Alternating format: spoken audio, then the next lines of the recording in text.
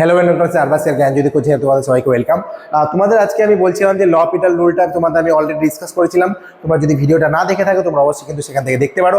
তোমাদের আজকে জিনিসটা ডিসকাস করবো সেটা হচ্ছে L'Hopital রুল, সেটা হচ্ছে আমাদের কিভাবে করতে হবে এবং তার কিছু এক্সাম্পলস বা তার কিছু অ্যাপ্লিকেশন তোমরা দেখতে পাচ্ছ।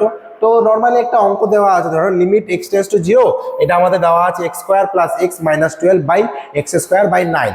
এবারে এখানে দেখো আমি নর্মালি কি করতে পারি, তোমরা ছোট থেকে করে আসতেছি, এটা মিডল টার্ম করবো আমি। চলো মিডল টার্ম করার পর আমার এরকম কিছু একটা আসলো x-3 আর x+4 আফটার মিডল টার্ম।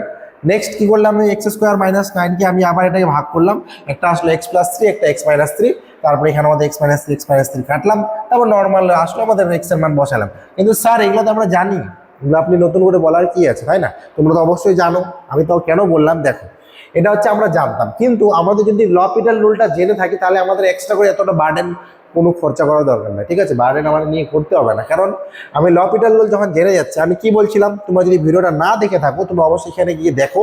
আমি বলছিলাম যে তোমাদের নিউমারেটর অ্যান্ড ডিনোমিনেটরকে তোমাদেরকে ফার্স্ট অর্ডার ডেরিভেটিভ করতে হবে, তো সেটা এখানে তোমাদের করবো যে ফার্স্ট অর্ডার ডেরিভেটিভ তোমাদের কি করা হচ্ছে। দেখো কি দেওয়া আছে, x square plus x minus 12 by x square minus 9। তার মানে এটাকে যদি আমি ডেরিভেটিভ করি তাহলে x square derivative 2x, x এর ডেরিভেটিভ 1 আর -12 ডেরিভেটিভ 0, কিছু নাই। এক্স স্কোয়ার ডেরিভেটিভ শুধু 2x, ঠিক আছে? -9টা তো আমার কনস্ট্যান্ট, তাহলে 0। এবার আমার এখানে লিমিট কত দেওয়া আছে, x টেন্ডস টু 3, তাহলে 2 × 3 প্লাস 1, নিচে হয়ে যায় 2 × 3, তার মানে হচ্ছে 3 × 6 7/6। দেখো এই যে 7/6 এদের আসছে।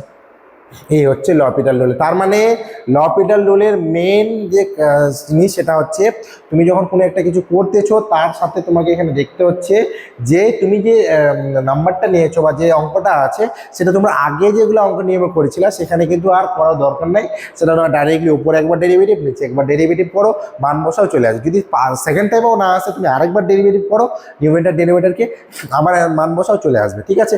এটা হলো একটা প্রসেস। নেক্সট আরেকটা অঙ্ক দেখিয়ে দিই তোমাদের। আচ্ছা, যেমন এটা নর্মাল আমি sin 3x/4x কে আমি ইচ্ছা করে sin x 4x এ নিলাম, কিন্তু L'Hopital রুলে আমার মেন কাজ হচ্ছে এটা। চলো তাহলে আমি একদম শর্টকাট রুল যদি ইউজ করি, একদম L'Hopital শর্টকাট রুলে যদি যাই তাহলে কি করবো আমরা? নর্মালি দেখো sin x sin 0-তে 0 হয় আর tan 0-তেও 0 হয়, 0/0 ফর্ম। এটা কেন 0/0 ফর্ম? কারণ দেখো sin 3 × 0 10 4 × 0, তাহলে কত হচ্ছে sin 0/tan 0, sin 0-তে 0, তাহলে কত আসলো 0/0 ফর্ম। এবার 0/0 ফর্ম তো লেখা যাবে না, তার জন্য আমাকে কি করতে হবে, ডেরিভেটিভ করতে হবে। চলো তাহলে sin 3x এর ডেরিভেটিভ আমার কত আসতেছে, 3টা বাইরে যাবে, তার সাথে কি cos 3x।